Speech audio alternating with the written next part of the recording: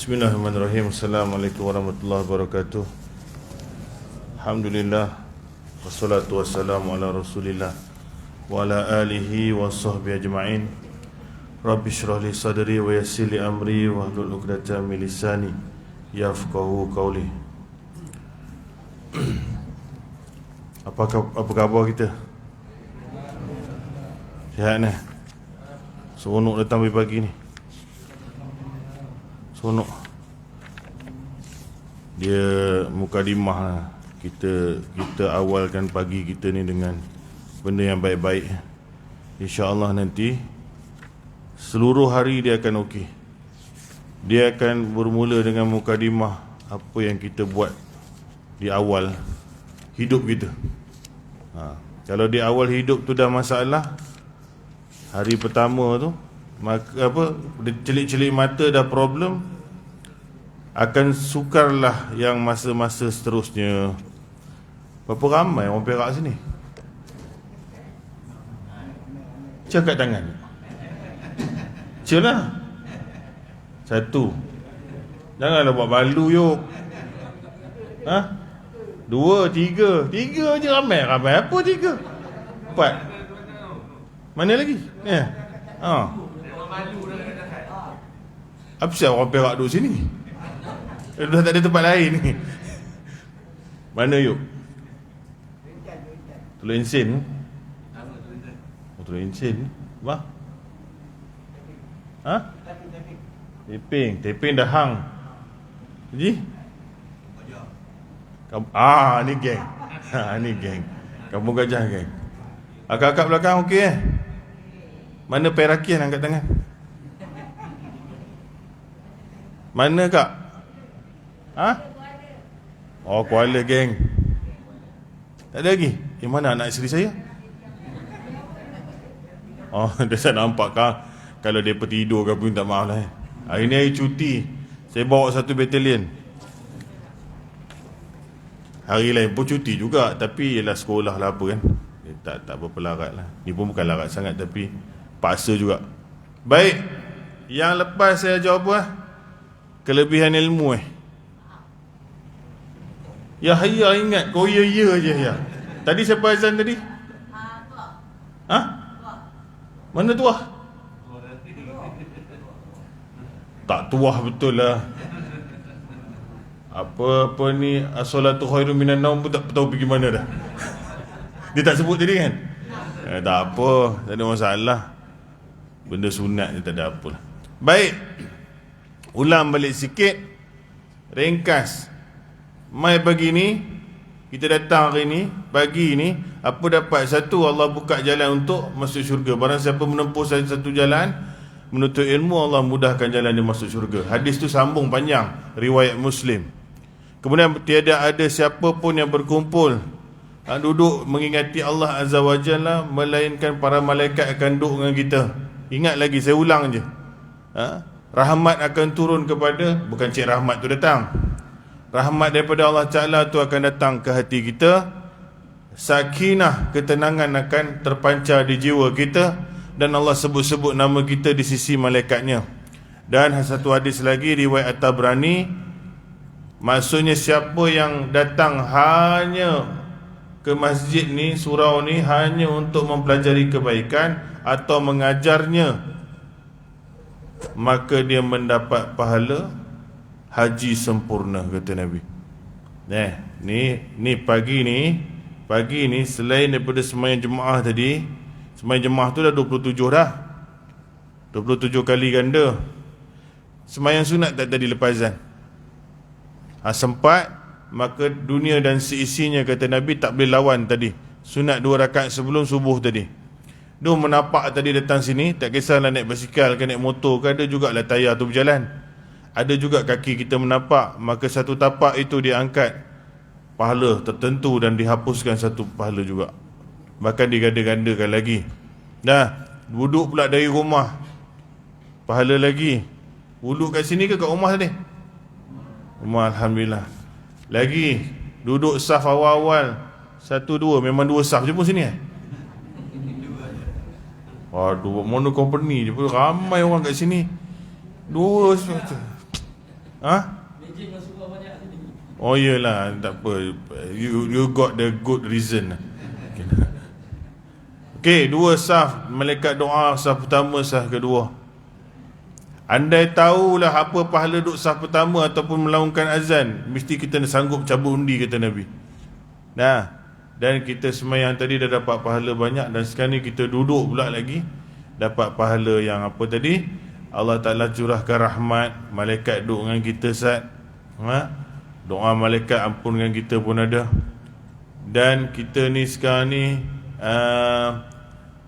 tenang, diberi sakinah, dan Allah tengah sebut nama kita. Malaikat shift tukar subuh dengan asar. Ni malaikat dia tukar shift, yang jaga kita ni subuh dengan asar. Nabi cakap 2 time ni eloknya buat benda baik lah, biar tengok kita ni masa dia tinggalkan kita pun ibadat, masa dia mai datang pun ibadat juga. Shift malaikat bertukar yang menjaga kita subuh dan asar. Banyak lagi. Dan salah satu hari ni saya nak cakap apa? Kelebihan azan. Azan ni banyak kelebihan dia. Sekarang saya nak tanya, berhenti pukul apa? Nak sukat. Cakap betul-betul. Jangan kadang dia rasa 5,000 pula kan. Pukul 7.20, 7.30. Suka hati saya mana boleh. Kalau sekarang ni, kalau berhenti 7.30, dia tak sampai sejam pun. Tapi rasa rimah dah lepas tu. Lantaklah rimah tak rimah, 7.25 macam tu saya stop. Lepas tu ingat balik yang mula-mula saya datang sini dulu, cerita pasal kelebihan solat duha. Barang siapa yang solat jemaah subuh bersama imam, kemudian dia duduk berzikir kepada Allah Ta'ala. Ni zikir lah ni dalam bentuk menuntut ilmu pada Allah Ta'ala. Lalu dia solat sunat 2 rakaat selepas masuk syuruk. Syuruk hari ni 7-6 minit. 7-6 minit lebihkan 15 minit, 7 campuran 21, 7.25. Lalu dia solat 2 rakaat, maka dapat pahala haji dan umrah. Sempurna. Nabi ulang 3 kali, hadis riwayat Tirmizi. Kan pergi buat haji dengan umrah. Yang penting 7.25 semayang sunat 2 rakaat. Cakaplah macam ni pun, lagi ada yang pergi nasi lemak dulu. Tak apa-apa dah, mayang je lah 2 rakaat, bukan penat sangat pun. Kalau pergi umrah dah 6,000, 6-7,000 kali 3 kali dah berapa ribu. Haji tak tahu berapa ribu. 3, Nabi ulang 3 kali sempurna haji dan umrah. Setiap 2 rakaat je tu, kedekut betul. Tak lari nasi lemak depan tu, ada ke ini? Ada kan? Tak ada, kena bagi ada juga. Tidak, satu perempuan kena belanja saya tak kira. Hari ni datang ramai ni. Baik, menjadi tukang azan dulu. Toki azan ni. Tukang azan nama dia apa? Bukan Yahya. Kamu jangan macam-macam ya. Itu hari dapat duit ni, akan saya lagi ambil sikit. Tuah mana tuah?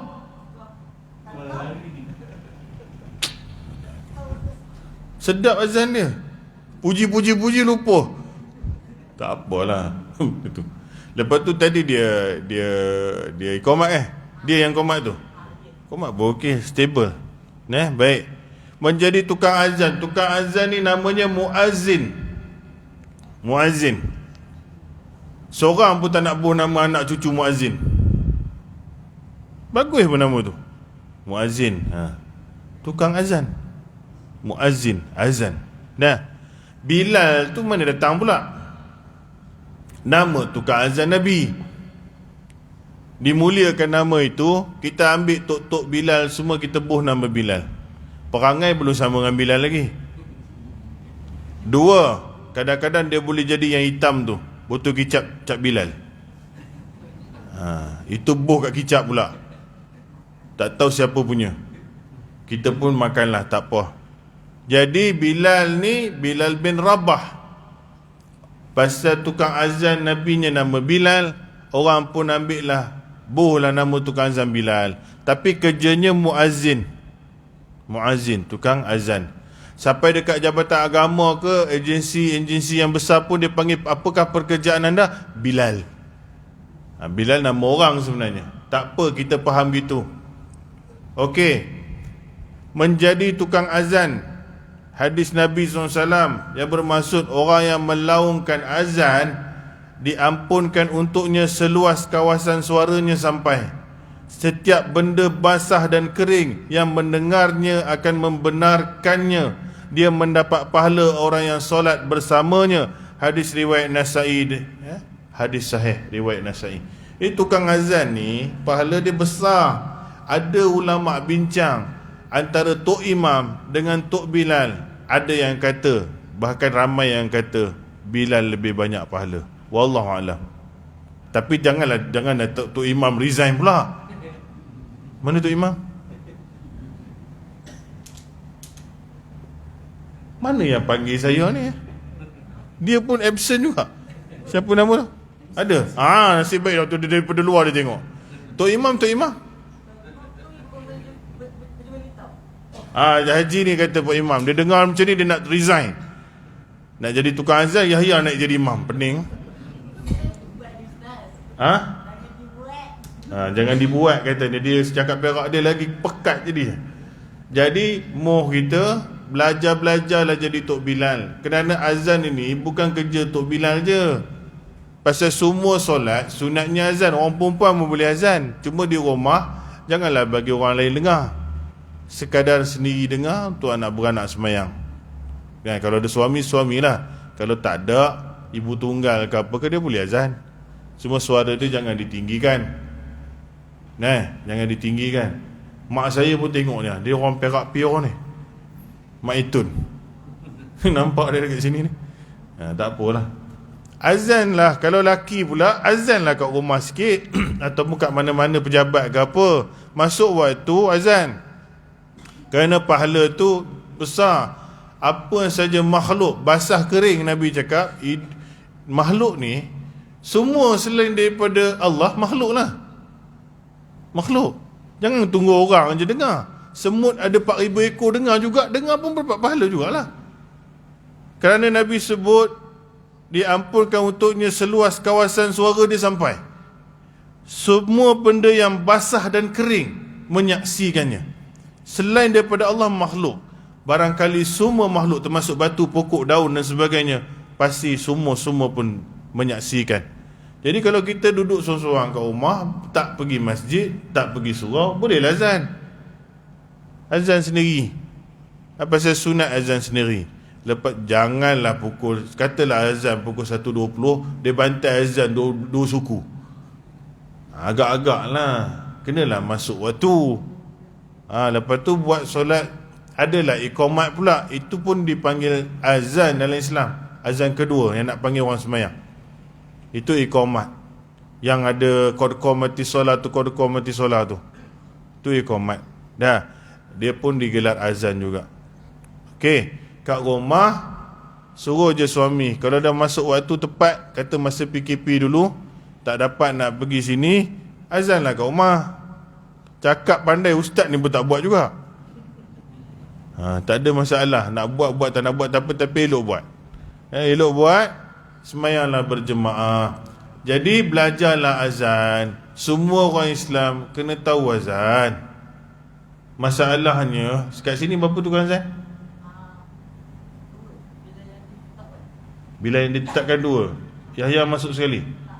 Habis ni apa yang tak tetap? Yang tak tetap. Okey, katalah campur budak ni 3 orang. 3 orang ni je lah yang azan. Tak apalah, dia memang tukang azan. Masalah ni yang lain tak tahu ke azan? Tak tahu. Yang lain tahu apa? Bukan sini Silap pula cakap Yahya ni. Dia satu tempat ni, dia ramai tukang komplain azan. Bukan tukang azan. Macam mana? Satu, tadi kan azan, Allahu Akbar, Allahu Akbar, cantik lah. Kena ada sengit sikit, Allahu Akbar, Allahu Akbar. Dah ni Yahudi mabuk, mana azan lah. Mu'alab mana azan lah. Suara macam tercekik rambutan lah. Orang tua nak mampui, suara tak ada, belagak nak jadi azan ni perangai. Banyaknya di masjid dan surau tukang komplain azan. Tukang komplain, tukang azan. Dia datang cekak pinggang, menonong, komplain je kerja dia. Tiba-tiba satu hari Tok Bilal dengan Tok Imam tak datang. Apa dia buat? Yang tukang komplain ni, dia ketuk jam dia. Dia tengok jam kat dinding. Bila dah masuk waktu je, dia dah resah. Jantung dia macam nak berhenti dah. Mana tukang azan? Mana? Tok macam ni kan. Dia punya tengkuk ni macam zirapah tengok luar. Lepas tu dah cakap dengan orang sebelah, Ni Elon bagi apa bagi, azan pun lambat tu. Komplain. Seminit 2 minit dia mungkin boleh tunggu lagi lah. Mungkin kawan tu kat tandas ke apa. Masuk 10 minit tak ada dah. Dia buat apa yang tukang komplain ni? Dia ketuk jam macam tu je lah. Macam tu je. Apa hang tak ada mulut ke nak azan? Asal tak azan? Oh, aku bukan apa, hari ni perut tak berapa sedap lah. Bukan tak berapa sedap, tak tahu. Dan tak pernah buat. Yang tahu komplain je. Komplain memang pandai. Apa orang Islam sekarang ni semua tak tahu azan lah. Rugilah, semua hidup tak pernah azan. Ni bos saya pun dengar ni. Dia dekat Gerik ni, pengurusi saya. Dia, kalau kami tak sampai, Tok Imam Tok Bilal tak sampai, dia ni, Tuan Haji Basyah ni, dia sendiri azan. Nyaris dia nak naik kutubah je. Kena macam tu. Orang masjid tak boleh lagi jadi macam orang bukan masuk masjid. Semua kena belajar lah azan. Pasal kalau kecemasan, tak ada siapa-siapa, kita lah ke depan. Jangan tolak orang tu, silakan. Kau tak tahu sebenarnya. Nombor 2, jadi imam pun sama. Imam tak datang, balik pula dia start motor. Jadilah imam siapa-siapa yang dekat sini. Ustaz, saya zuhur dengan asar boleh lah. Pasal apa tak keluar bunyi? Senyap je kan. Itu pun ada yang tolak juga. Pasal apa? Pasal nanti doa tak tahu nak baca apa. Doa pula tak tahu. Doa lah apa-apa. Bahasa Melayu pun tak apa. Tak payah doa pun tak apalah, bagi salam. Aku tak tahu doa sendiri. Dah janji sembahyang tu jadi. Jadi masalah benda ni berlaku di seluruh negara. Hanya orang tertentu je yang berbakat nak azan. Hanya orang tertentu je jadi imam. Sedangkan peluang tu tak nak ambil, pahalanya besar. Kalau imam tak ada, bukan kita tahan dia kat depan pagar tu, kau jangan masuk aku nak azan. Bukan macam tu. Kalau dia dah tak datang, kita azan lah. Letak dalam hati, Alhamdulillah. Alhamdulillah ya Allah, dapat peluang aku azan hari ni. Ya Allah, kau sihatkanlah Tok Bilal aku. Mungkin dia ada hal tu. Cuma patutnya dapat pahala. Ini cuik sini, dia cuik sini. Taman Baidan steady lah. Yahya pun boleh azan, Tuah pun boleh azan. Tempat lain tak boleh. Sampai reput orang tua tu, dia lah tukang azan. Kalau kat kampung saya, tuan-tuan, atuk saya ni, mak saya dengar, bersaksikan mak saya ni, atuk saya sampai umur dekat 90, dia jadi imam juga. 2 tempat, surau dengan masjid. Orang tak boleh ganti. Tak tahu kenapa. Pasal tak belajar. Kawan tu jugalah jadi imam, umur 80 lebih, nak berdiri macam mana. Bila salah kena maki. Apa orang tua ni, lambatlah, itulah, ini dalam komplain ni, pasal tak jadi imam. Sama tukang azan kat kampung, dengar tak suara orang azan kat kampung macam mana? Allahu Akbar, Allahu Akbar. Kesian orang tua tu,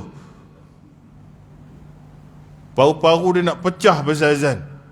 Kau bagi dia azan juga, kau bagi dia jadi imam juga. Mana yang muda, mana anak-anak muda? Oh, tak boleh pula anak muda azan. Kadang-kadang 2 perangai. Tok Bilal tu sendiri marah. Ini aku punya mikrofon, jangan siapa-siapa cuba azan. Tu pun satu PL juga. Ada satu PL lain, orang lain tak tahu azan langsung. Jadi berubahlah perangai, kerana ni kefarduan. Ini ibadat, mesti kena belajar, mesti kena tahu. Kalau umur dah 60 takkan tak tahu azan. Tahu tapi tak pernah buat. Kena buat lah. Buat di mana dulu? Buat di rumah dulu, buat di kebun dulu. Dari situlah belajar untuk buat di hadapan orang ramai. Kerana pahala dia besar. Orang yang melaungkan azan diampunkan untuknya seluas kawasan suara dia sampai. Dan setiap benda hidup, basah maupun kering, yang mendengar membenarkannya, yang menjadi saksi di akhirat esok. Baik.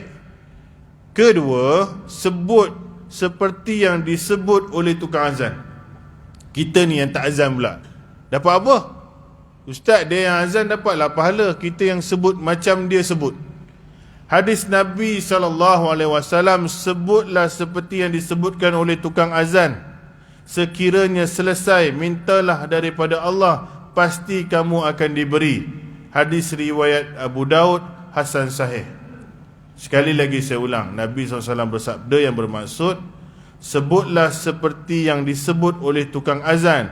Sekiranya selesai, mintalah daripada Allah, pasti kamu akan diberi. Hadis riwayat Abu Daud, hasan sahih. Nabi kata apa? Ikut macam mana Tok Imam, Tok Bilal azan, ikut je. Allah ulang balik apa dia sebut. Kemudian habis tu mintalah kepada Allah, doalah, dan pasti akan dimakbulkan. Tu tak pernah ambil tempat tu, rugi Bacalah Allahumma rabb hazihi da'wati tammati wassalatil qa'imah. Tu betul lah. Tapi lepas tu selitlah yang kita punya. Kita punya azan, apa kita punya doa lain-lain tu, kerana tu tempatnya makbul doa. Sebab tu lepas azan nak tunggu iqamat, lepas solat sunat qabliyah ba'diyah qabliyah, kita doa lah banyak-banyak. Pasal tu di antara dua azan, tempat yang dimakbulkan doa. Nah, cari tempat doa mahal. Tengah malam, bila lepas terjaga tengah malam tu tempat mahal. Lepas azan antara iqamat tempat mahal. Dalam sujud tempat mahal. Sebelum bagi salam tahiyat akhir tempat mahal. Lepas mayang satu lagi tempat. Ada banyak, cari spot tu. Masa hujan turun, jangan maki hujan. Allah, hujan pula. Ada satu imam, ustaz, habis aku tak boleh buat kerja. Apa ni?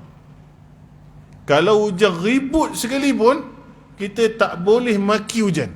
Kita kena minta ke Allah, ya Allah, jadikanlah hujan ni hujan yang bermanfaat. Ataupun tukar ayat, ya Allah, kalau hujan ni buat masalah, kau berhentikanlah. Tapi kalau dia ada kebaikan, kau teruskanlah. Pasal bagi Tuhan yang buat keputusan. Hujan ni punca rahmat, kasih sayang. Kita tak nak hujan, longkang nak, katak nak, itik nak, ikan nak, pokok nak, makhluk lain nak, kita yang tak nak. Banjir bukan pasal makhluk, pasal kita yang punya pasal. Kita yang buat salah. Tapi ada namanya kadang-kadang bencana. Maka pada bencana ini, mintalah doa kepada Allah. Namun kata-kata kena lapik juga. Bukan boleh, ya Allah, pasal apa kau bagi hujan pelingkup kat aku ni? Tak boleh. Hujan merepek ni kenapa? Tak boleh. Ya Allah, kau maha besar, kau Tuhan maha mengetahui. Hujan ni, ya Allah, kalau bawa banyak buruk kepada kami, berhentikanlah. Dan kalau dia baik, kau teruskanlah. Jadi biar, baru Tuhan buat keputusan. Jadi awal hujan, tadah tangan doa. Itu tempat makbul juga. Hujan turun, tadah tangan, ya Allah, sakit pinggang, ya Allah, tolong aku. Ini kain tu satu hal lah, memang kena angkat lah. Tapi jangan rungut tu, merungutkan hujan. Kalau Tuhan tak bagi hujan, lagi naya. Jangan. Baik, lepas azan, tempat makbul doa. Jadi kita boleh sebut macam mana Tok Bilal sebut, kemudian doa. Dan sebut tu sendiri pun ada pahala. Apakah pahala sebutan azan ini? Semuanya sama. Hayya 'alas solah, hayya 'alal falah tu je kita tukar. Macam mana Tok Bilal azan, semua kita ikut kecuali hayya 'alas solah, hayya 'alal falah. Kat situ kita baca la haula wala quwata illa billah. Hayya 'alas solah, la haula wala quwata illa. Jangan ikut dia. Dia ajak kita pergi semayang, kita jangan ikut dia pula, marilah solat juga. Tak boleh. Dia ajak kita pergi masjid, pergi surau, kita kena jawab tiada daya upaya melaksanakan dengan izin Allah Ta'ala. Jangan kita pun hayalah solah juga. Tak boleh. Jadi kita kena jawab tiada daya upaya melainkan dengan izin Allah. hayya 'alal falah, marilah menuju kejayaan, pun sama juga. La haula wala quwata illa billah. Hari ni kita yang ada berapa orang ni, 30 orang lebih kurang ni, telah dapat izin Allah Ta'ala untuk datang lah. Kerana hayya 'alas solat tu jawapannya apa? Tiada daya upaya melainkan dengan izin Allah. Yang tak dapat datang hari ni, tak ada izin Allah Ta'ala lah. Jangan tak ada izin sampai kiamat pula. Jadi tuan-tuan, rumah Allah Ta'ala ni saya selalu sebut tempat paling mahal dalam dunia. Menjadi tetamu Malikin Nas, Raja manusia, Tuhan sekalian alam, Rabbil Alamin. Bila istana dia kita boleh masuk, kita boleh duduk diam-diam macam ni, percayalah anda adalah tetamu yang maha agung. Yang maha agung, yang mana orang lain tak boleh masuk. Kita ada rumah, kita ada pejabat, kita tak bagi suka-suka hati orang masuk. Rumah akak saya ketuk pintu, walaupun saya ustaz, akak tu pun boleh cakap, tak biarlah ustaz, tak boleh masuk. Nak? Bukan semua orang kita bagi masuk. Allah pun samalah, dia jaga pintu ni. Yang boleh masuk orang munafik sekejap je. Dia tak boleh berlakon lama. Sebab tu Nabi cakap apa? Orang munafik dia tak boleh semayang ni, subuh dengan isyak, lagi-lagi berjemaah. Dia tak boleh. Sehari dia boleh lah buat, sebulan tak boleh. Tak boleh. Nabi cakap, percaya, bersaksilah bahawa orang yang datang masjid ni orang yang beriman. Dia bagi nama baik. Sebab tu kita bila dah datang masjid ni, jangan buat perangai macam tak datang masjid. Kena jaga dah. Orang panggil haji walaupun tak pergi haji tau. Hajah walaupun orang tak pergi haji, tak pergi haji lagi. Duduk pula kat depan tu, pergi karaoke pula, RM2. Tak boleh. Dia tak boleh. Danlah satu benda tu tak boleh. Nombor 2, kita pun tak boleh. Jangan bubuh diri kita ni kat tempat merepek dah. Tak boleh. Kalau kita pergi pasar, kita kena balik cepat-cepat. Walaupun kita ni kadang-kadang nak juga bersosial, tetapi kita dah tak boleh macam dulu. Jangan pergi pula cuci kereta depan tu tak pakai baju seluar pendek pula. Tadi dia ni pergi subuh semayang pakai jubah, cuci kereta seluar pendek pula. Orang nampak ni pelik. Tak boleh. Dah kena jaga. Kadang-kadang kalau masuk hantu, kena pergi. Tak tahu baca apa pun, baca. Pasal siapa lagi orang panggil, ni haji je. Tak ada imam, kena jadi imam. Tak ada orang nak doa, kena belajar doa. Tak ada orang nak azan, kena azan. Pasal kita lah wakil masyarakat. Orang pandang kita tak sama dengan orang lain. Sebab tu kena belajar. Tak boleh cakap tu bukan kerja aku, tak boleh, aku bukan ustaz. Tak boleh. Pasal syariat agama semua orang kena belajar. Tukang azan itu kerja, tok imam satu kerja, tapi semua orang kena boleh buat benda itu. Semua orang kena boleh buat benda itu. Dan inilah peranan kita, belajar fiqh, belajar ibadat. Mesti mau belajar. Baik. Kalau kita ikut apa Tok Bilal sebut, apa Tok Bilal sebut, ada hadis panjang daripada Nabi SAW yang bermaksud, sekiranya muazzin siapa? Tukang azan, menyebut Allahu Akbar, Allahu Akbar, lalu salah seorang daripada kamu berkata Allahu Akbar, Allahu Akbar. Kemudian muazzin menyebut asyhadu an la ilaha illallah, lalu dia juga sebut asyhadu an la ilaha illallah. Kemudian muazzin menyebut asyhadu anna Muhammadar Rasulullah, lalu dia juga sebut asyhadu anna Muhammadar Rasulullah. Kemudian muazzin sebut hayya 'alas salah, lalu dia sebut la haula wala quwata illa billah. Kemudian muazzin sebut hayya 'alal falah, dia sebut la haula wala quwata illa billah. Kemudian muazzin sebut Allahu Akbar, Allahu Akbar, lalu dia sebut Allahu Akbar, Allahu Akbar. Kemudian muazzin sebut la ilaha illallah, lalu dia sebut la ilaha illallah. Semua sama kecuali yang hayya 'alas solah, hayya 'alal falah. Nabi cakap kalau kita sebut ni, apa dapat? Dari hatinya yang ikhlas, pasti dia akan masuk syurga. Pasti. Confirm. Esok ke akhirat esok, kita duk baca buku amalan kita, kita bentangkan di mahkamah, tiba-tiba kita masuk syurga pasal apa ni? Rupanya duk jawab azan dia. Boleh jadi. Pasal Nabi tanya Tok Bilal, Tok Bilal dia Bilal bin Rabah. Apa yang kau buat Bilal? Aku dengar tapak kaki kau dekat syurga. Ni Bilal ada kat sini. Nabi dah dengar tapak kaki selipar dia dekat syurga. Dahsyat tak dahsyat Bilal ni. Aku tak buat benda lain lah yang konsisten, melainkan lepas wuduk aku solat 2 rakaat. Solat sunat wuduk tu dia amalkan. Dia punya slipper, dia punya bunyi tapak kaki dah ada kat syurga, pasal dia duk amal benda yang orang pandang remeh je. Jawab azan. Kadang-kadang kita tak tahu nak buat amal baik apa. Jawab je lah azan ni, hari-hari jawab. Kerana Nabi cakap dari hatinya, betul-betul. Kalau kita jawab azan tuan-tuan, memang bukan nak tayang kat orang. Pasal azan mungkin tayang kat orang, tapi jawab azan belum tentu kita nak tayang kat orang. Pasal dia sebut slow-slow, ikut slow-slow. Kita tu bukan nak bagi pakai mikrofon juga. Jadi insya-Allah kalau kita jawab azan, amalan tu amalan yang rahsia, tersendiri dari hati. Nabi cakap pasti masuk syurga, confirm. Percayalah. Hadis riwayat Muslim. Jawab azan. Saya pun kadang-kadang jawab, kadang-kadang tak jawab. Dan itulah syaitan suruh sembang. Apa hukum sembang? Kalau perlu tak apa, pasal jawab azan sunat. Jawab ni sunat. Kalau ada benda penting nak kena cakap juga, cakaplah. Lepas tu berhenti, jawab balik azan. Pasal dia bukan wajib. Namun adabnya diam ketika azan. Diam ketika azan. Orang tanya, ustaz, azan ni yang dalam radio dengan handphone nak kena jawab juga ke? Saya kata yang dalam handphone tu dia jadi ringtone, dia jadi reminder. Yang kat situ tak payah jawab lah, pasal kita boleh tutup pun sat lagi. Tu pasal tak elok juga buat azan ringtone ni.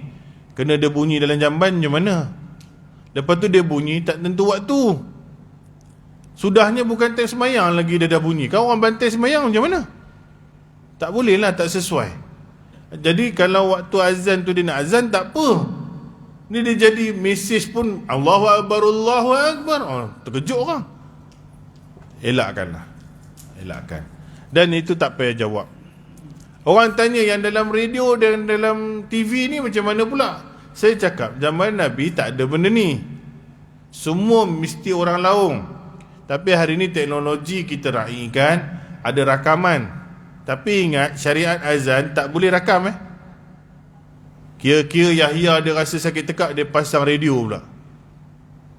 Dia pasang radio, dia tala mikrofon tu kat radio, azan macam dalam radio. Boleh kalau kecemasan sangat.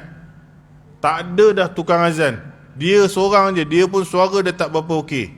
Maka kat situ selamatkanlah keadaan, pasang radio pun tak apalah. Korang-korang dia bunyi juga. Isunya sekarang, yang dalam radio ni nak jawab ke tak? Zaman Nabi dulu tak ada benda ni, zaman ni ada. Tapi hadis ni cakap, asal dia azan, kita jawab, insya-Allah dapat juga pahala sama. Jawab jugalah, kerana dia kalimat yang sangat mulia. Nah, walaupun benda ni tak berlaku dulu, hari ni kita hormat. Yang penting azan yang pada waktu azan. Azan pada waktu azan. Kita duduk dalam kereta, kita dengar tok apa ni rakaman azan, kita pun jawab je lah dalam kereta. Lepas tu doa lah. Doa tu makbul insyaAllah, sama macam kita jawab azan yang dekat masjid. Wallahu alam. 7, 10. Cakap laju ni tuan-tuan, tak berhenti lah. Dan macam khutbah Jumaat lah. Baik, nak tahu mana datang azan ni? Sejarah.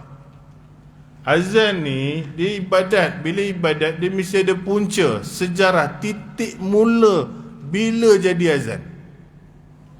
1 Hijrah, bila tahun pertama Hijrah, Nabi di Madinah, semayang disyariatkan Isra' Mi'raj tu dekat-dekat nak hijrah. Orang dulu-dulu zaman Nabi nak semayang, bila dah pindah Madinah setahun, tak berapa tahu macam mana nak panggil orang semayang. Hadis ni hadis riwayat Ibnu Umar. Dia cakap, kami selalu duk bincang macam mana nak panggil orang main semayang. Ada yang kata ketuk loceng. Ketuk loceng tak kisahlah besar kecil. Macam orang Kristian. Orang Nasrani kan, orang Kristian kena ketuk loceng besar. Ketung-ketung yang besar. Hari ini penyembah-penyembah agama-agama lain pakai loceng juga. Macam loceng aiskrim lah apa. Dia macam tak sesuai lah. Pasal orang non-Muslim pakai macam ni. Pakai trompet ada yang cadang. Bukan trompet pancaragam tu. Trompet pakai tanduk. Macam semboyan itulah, kuat. Tiupan. Macam orang Yahudi pula. Jadi Sayyidina Umar kata, apa ni? Kenapa tak laungkan, panggil je? Sayyidina Umar katalah. Lalu Bilal pun disuruh berdiri dan laungkanlah panggilan. Cuma nak tahu bila dapat yang baca Allahu Akbar ni sampai la ilaha illallah ni. Sejarahnya datang daripada mimpi. Mimpi bukan mimpi tok imam kita ni. Bukan mimpi ustaz saya ni. Mimpinya sahabat Nabi 2 orang. Satu nama Abdullah bin Zaid, satu Omar Al-Khattab. Omar Al-Khattab. Baik. Bila Nabi pernah minta loceng untuk ketuk panggil orang azan, Abdullah bin Zaid teringat dia pernah mimpi. Aku pernah mimpi. Aku pernah mimpi satu orang pikul loceng keliling dia. Saya tak tahulah, orang ni mungkin malaikat lah. Dia mimpi, dalam mimpi dia ada seorang bawa loceng keliling dia. Lalu dia tanya, nak tak kau jual loceng tu dalam mimpi ni? Pasal dia duk dengar Nabi duk minta loceng apa semua, dia pun termimpi benda ni. Jadi orang yang dalam mimpi tu cakap apa? Kenapa kau nak beli loceng ni? Kerana aku nak buat dia, guna dia untuk panggil azan. Panggil orang semayang ni lah, bukan azan, panggil orang semayang. Orang yang dalam mimpi tu cakap apa? Nak tak aku ajar kat engkau benda lagi baik daripada pukul loceng ni? Abdullah bin Zaid cakap, maulah. Itulah makhluk tulah yang ajar lafaz azan ni. Allahu Akbar, Allahu Akbar, sampai la ilaha illallah. Lalu dia pun ajar juga lafaz iqamat. Qad qamatis solat tu, qad qamatis solat. Teringatkan mimpi ni, Abdullah bin Zaid pergi jumpa Nabi, ceritakan kepada Nabi. Nabi pun cakap, seumpama aukamakal, alhamdulillah, ini daripada Allah, ini mimpi yang benar. Walaupun bukan Nabi yang mimpi, tapi sahabat dia mimpi, Nabi cop, lulus. Yes, ini mimpi yang betul. Kau pergi jumpa Bilal, kau pergi jumpa Bilal, ajar dia benda yang kau dengar ni. Nampak, tukang mimpi tak dapat buat azan ni. Nabi suruh orang yang suaranya baik. Bilal ni bukanlah penyanyi keroncong ke apa. Dia seorang biasa, tapi suara dia kuat, jelas, dan sampai suara dia ke pelusuk Madinah ni. Orang yang suaranya lantang kuat. Jadi ajar Bilal, kerana Nabi cakap suara dia lebih baik. Dia pun mana ada lawan. Dia tak cakap pula, apa Nabi, aku mimpi Bilal dapat. Tak ada. Siapa yang bagus lah. Jadi Bilal pun hafal lebih kurang, laungkanlah kalimat ni pertama kalinya. Allahu Akbar, Allahu Akbar. Lagu Tok Bilal kita lah. Bilal bin Rabah saya pun tak pernah dengar. Bila Bilal azan macam ni, Sayyidina Umar dengar. Sayyidina Umar kat rumah, ambil jubah, lari pergi masjid. Dia cakap, wahai Rasulullah, ini jugalah yang aku dengar masa aku mimpi. Nabi cakap, betul. Maknanya Nabi jawab, benda ni betul, benar. Jadi dua sahabat dah mimpi benda yang sama. Cuma Abdullah bin Zaid khabar dulu kepada Tok Bilal. Lalu Sayyidina Umar sokong lagi. Ini asal usul sejarah azan. Bermula daripada itu, Tok Bilal bin Rabah jadi tukang azan, dan lafaz azan ni disyariatkan. Itu sejarah dia. Mimpi Allah suruh baca. Sebab itu bila panggil azan, kita kena jawab. Pasal yang panggil tu bukan khoteh, bukan SMS, bukan jam, bukan loceng. Kerana makhluk, dan makhluk tu bawa kata-kata Allah.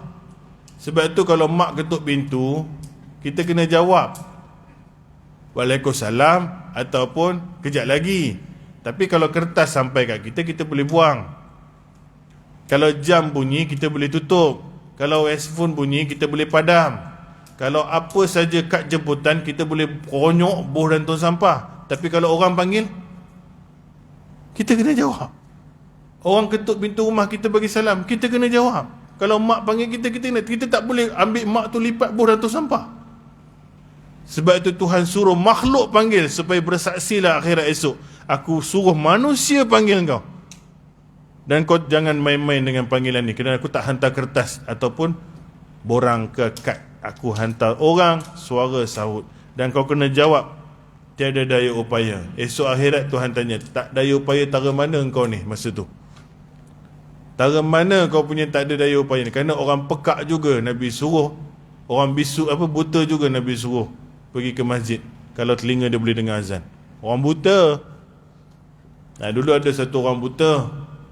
Dia ni bila orang buta, orang dia pimpin dia pergi masjid. Tiba-tiba orang yang pimpin dia dah tak ada. Dia jumpa Nabi, ya Rasulullah, tukang bawa aku pergi masjid ni tak ada dah.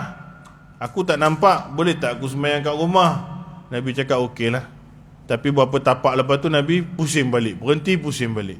Nabi tanya, kau tak nampak, telinga kau boleh dengar tak azan tu? Dengar? Kalau dengar kau kena pergi kat.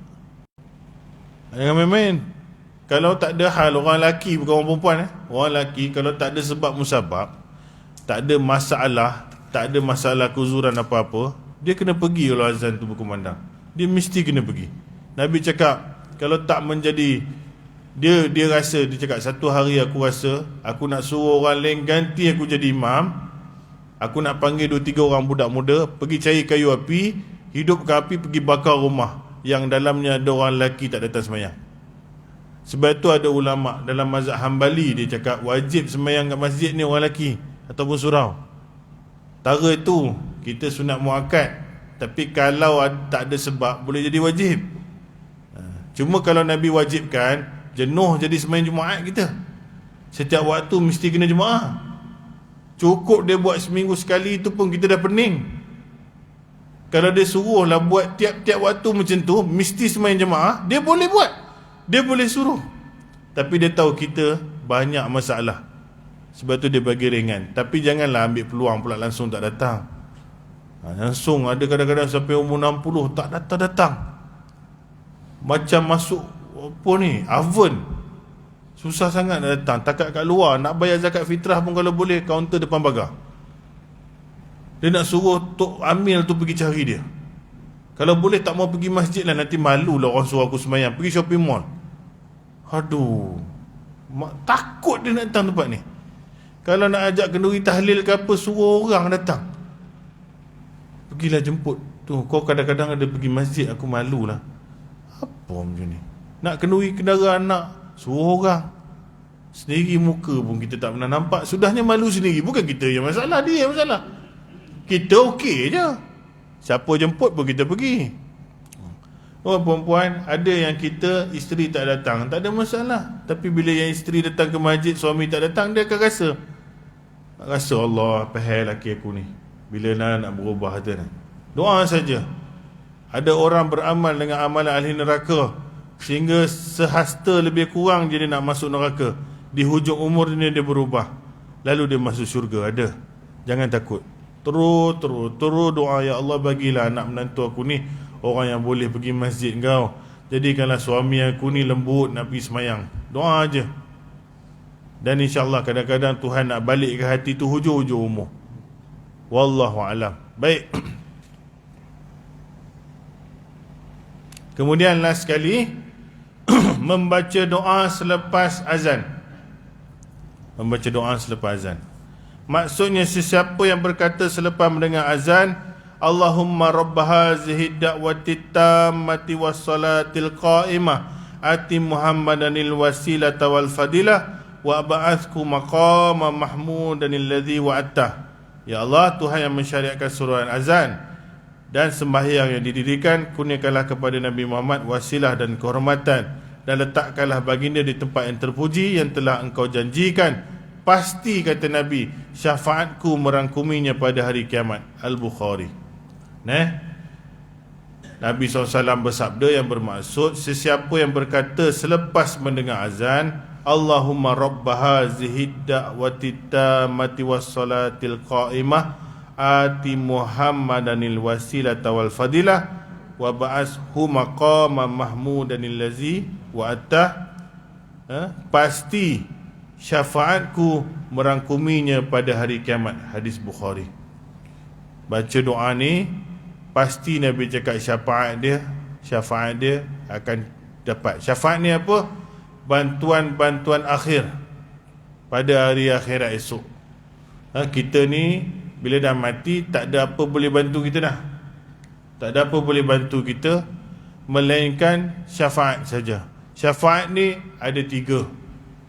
Syafaat orang beriman, tolong kita, dia tarik kita daripada api. Syafaatnya datang daripada amalan kita, iaitu Quran dan puasa. Quran dan puasa ni datang bentuk makhluk, dia tolong kita juga. Ya Allah, ya Tuhanku, dia ni masa di malam hari duk baca aku, hari ni kau tolonglah dia. Quran sebut. Puasa pun cakap, ya Tuhanku, dia lapar, dia tahan lapar dan dahaga di waktu siang kerana aku, kau tolonglah dia.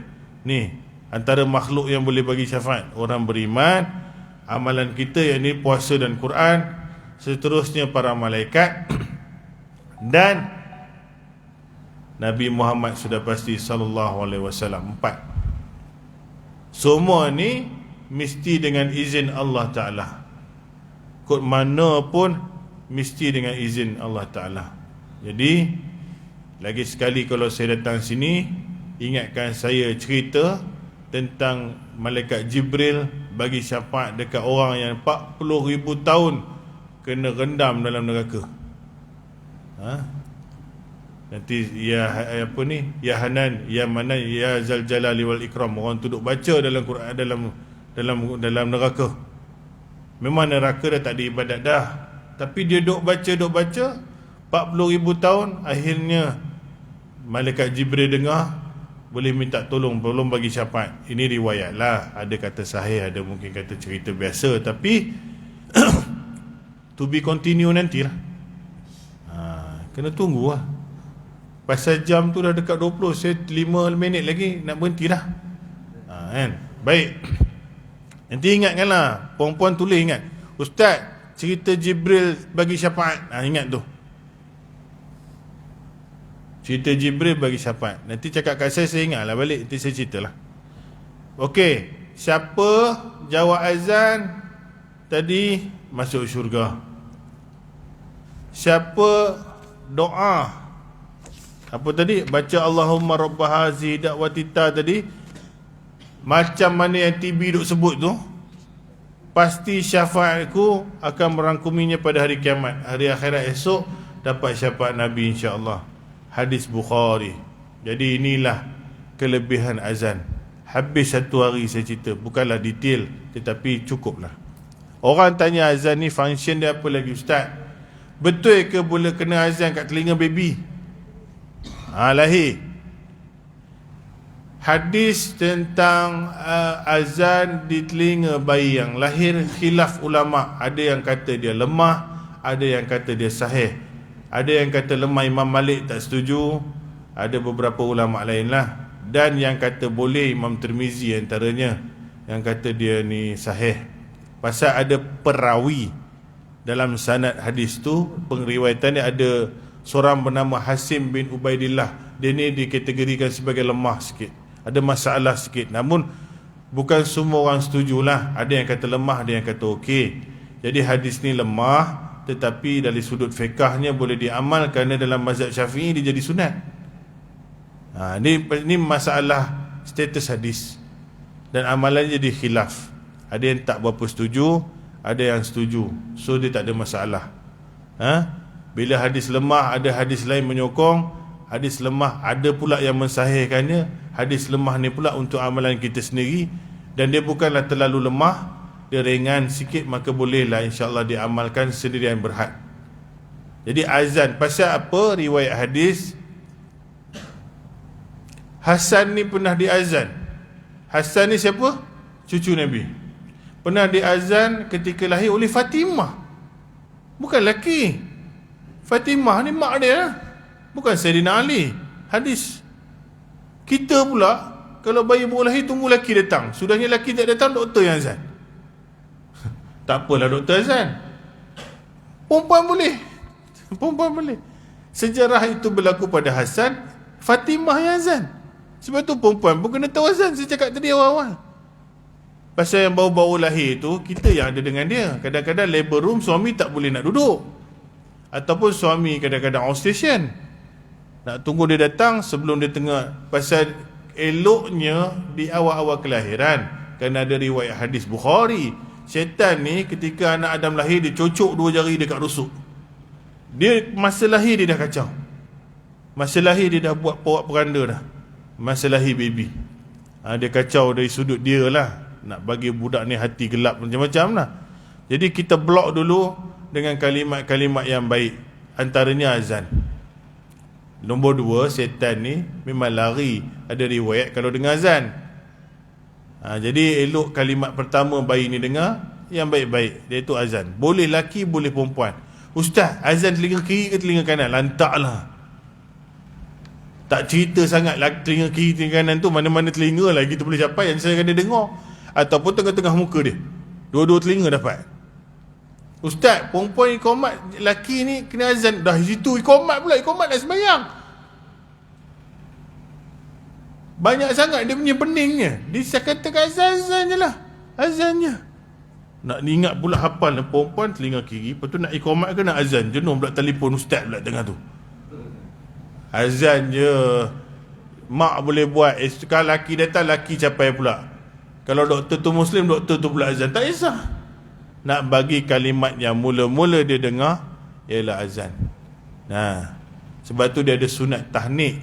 Nak bagi benda pertama masuk dalam mulut dia, biar susu ibu ataupun manisan, kurma atau sebagainya. Tahnik. Kerana dia kuatkan perut baby tu. Ni semua sunnah Nabi. Semua sunnah Nabi. Dia azan, kalau pandangan saya boleh diamal, walaupun hadis tu lemah. Kerana ada yang mensahihkan dia juga. Dalam mazhab kita sunat dituntut ringan, sunat ringan. Boleh buatlah. Tak buat, jangan pergi balik pula hospital tu. Atuk pula merepek. Dah 2 hari keluar, sampai kat rumah cucu dia. Aku nak tanya korang ni, korang azan ke tak tadi kat cucu aku ni semalam? Aduh, lupalah. Dah sibuk sangat kan ke hulu kilih, lupa pula nak azan. Atuk tu mengamuk. Pergi balik hospital tu aku pergi azan. Payahlah, azan je lah tang tu. Dia duduk dalam hospital bukan dengar lagu apa pun. Tak ada masalah. Tapi risau sangat benda ni. Dan kalau tak buat pun tak ada masalah. Tak ada hal. Boleh buat saja. Buatlah. Nombor 2, betul ke azan ni kalau kita masuk rumah nak halau pontianak ke apa? Azan ni bukan halau orang apa pontianak, orang pun lari. Orang yang tak nak sembahyang lari. Azan ni untuk rumah dan untuk tempat lain tak adalah riwayat pula Nabi suruh laung, melainkan tengah time sembahyang. Kalau kita laungkan azan ni time pelik-pelik, takut orang ingat kita pelik. Tetapi ada hadis yang kata syaitan ni akan lari terkentut-kentut bila dengar azan. Antaranya jin yang nama Khinzab ni yang kacau kita sembahyang. Bila azan dikumandangkan, dia akan lari sambil terkentut-kentut tu. Dia nak tutup bunyi azan tu. Dia nak tutup bunyi azan, dia tak mau dengar. Nanti bila dah habis azan, dia datang balik. Kemudian bila iqamat, dia lari balik. Lepas tu dah habis iqamat, kita sembahyang, dia datang balik. Masa tu dia tak lari dah. Ada duk ingatkan kita. Nabi cakap dia ingatkan kau itu, ini, sampai kau rupa rakaat 3, 4, 3, 4, 4, 3 tak tahu. Lalu kita buatlah tambah 1 kalau rasa kurang, sujud sahwi. Kemudian syaitan sedih balik, nangis balik. Celakalah aku, anak Adam disuruh sujud, dia sujud aku tak nak. Jangan ulang sembahyang buat sujud sahwi. Syaitan tak suka, pasal dia nak bagi kita lupa. Yang bagi pelupa tu syaitan. Kalau kita layan dia, habis. Ambil hadis ni, cerita azan dia lari. Jadi insya-Allah bolehlah pakai. Kalau dalam takut sangat, azan lah. Macam itulah orang selalu. Kalau rumah ni dia rasa ada hantu toyol ke apa, dia pergi azan. Tak apalah. Cuma jaga-jagalah, janganlah pakai mikrofon pula. Sekarang pukul 3 petang orang ingat ada banjir ke, orang ingat apa. Pasal kawan saya pernah test mikrofon masjid, repair mikrofon masjid. Kita kena test betul-betul azan. Kita tak boleh cobaan ingat Piramli ke apa. Kena azan betul-betul lah, sikit bukanlah habis. Betul-betul lah sikit yang mula-mula tu. Allahu Akbar, Allahu Akbar, macam itulah. Asyhadu an la ilaha, janganlah perhabis. Okey, try lagi. Ni percubaan ujian suara tu. Sampai dapat betul-betul. Suruh yang nak azan tu lalu. Nak tengok sukat suara dia betul-betul. Alih-alih datang naik motor. 2 orang datang. Pakai kain, pakai baju Melayu, pakai songkok. Ada apa ni? Ada apa ni? Ini orang test mikrofon. Kau datang kenapa? Masa azan betul-betul muka kau langsung tak nampak. Masa orang azan bukan time, kau datang, kau yang gila ni. Dia cakap kita gila. Sebab itu pernah jadi peristiwa tukang azan. Dia marah tau. Dia azan-azan orang tak datang. Bukanlah tak datang, ada datang lebih kurang je lah. Bertahun-tahun dia azan, ini je orang datang. Sekali dia azan pukul 10 pagi. Geram punya pasal. Lebih kurang macam tu lah cerita dia. Dia azan 10 pagi, rupanya satu kampung datang. Satu kampung marah dia. Gila apa kau ni? Pasal orang ingat dia kecemasan ke apa. Bila tanya dia, tak ada. Saja kau azan, dia cakap, gila engkau. Azan bukan pada waktunya. Dia cakap, aku gila ke kau orang gila? Kau orang yang gila. Time aku azan waktu masuk, kau orang tak datang. Time aku azan luar waktu, kau orang semua datang. Siapa gila? Kena balik. Ramai ni lah yang gila sebenarnya. Kawan tu test market je. Kita jangan masuk kategori orang gila tu lah. Dan tak payahlah azan sampai duduk dalam lubang kubur buat azan. Ada orang korek kubur, dia terjun dalam tu, dia pergi bang dalam tu. Siapa nak semayang dalam tu? Nak halau setan. Apa ni, orang nak mati dah. Itu dah pelik lah. Itu dah bukan-bukan. Pasal azan ni ingat, number 1, mesti nak panggil orang semayang. Nombor 2, ada sikit riwayat hadis perbincangan masa bayi lahir. Nombor 3, kod ke dalam kecemasan bolehlah pakai. Ada bencana ke, nak warning orang ke. Kerana zaman Nabi dulu pernah azan tambah, jangan datang semayang pasal banjir ada. Jadi lawangan itu memberi amaran juga kepada orang. Dan tadi hantu-hantu takut sangat. Ustaz dah tak tahu nak baca apa, lintang pukang dah Fatihah. Saya tahu azan saja. Itu pun azan tak tahu lah lintang pukang antara mana. Azan lah tak apalah, itu kalimat apa pun zikir. Allah Maha Besar, Allah Maha Besar.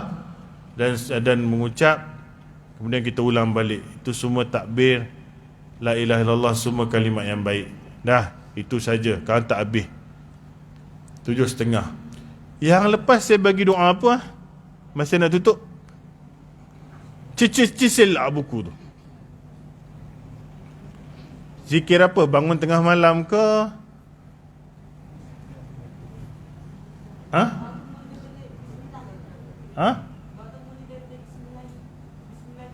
Bismillahirrahmanirrahim. Ke doa terjaga tengah malam?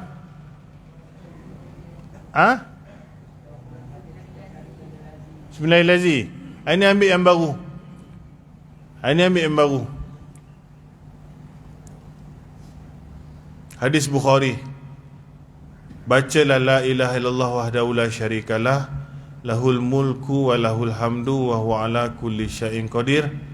100 pagi, 100 petang. La ilaha illallah wahdahu la syarikalah, lahul mulku wa lahul hamdu wa huwa ala kulli syai'in qadir. 100 pagi, 100 petang. Yuhyi wa yumit tak payah sebut pun tak apa. Nabi kata apa? Barang siapa yang baca ni 100 kali setiap hari, dia mendapat pahala seolah memerdekakan 10 hamba. Dipadam daripadanya, diangkat daripadanya 100 kebaikan, diberi padanya 100 kebaikan, ditutup daripadanya, dihapuskan 100 kejahatan. Dan syaitan tak ganggu dia pada hari itu. Tak ganggu pada hari itu. Baca pagi 100. Pagi afdal bila? Lepas subuh, sebelum syuruk lah. Kalau tak sempat, pukul 9, 10, 11 kamu boleh buat. Pagi selepas subuh sebelum syuruk, petang lepas asar sebelum maghrib. Itu cantik.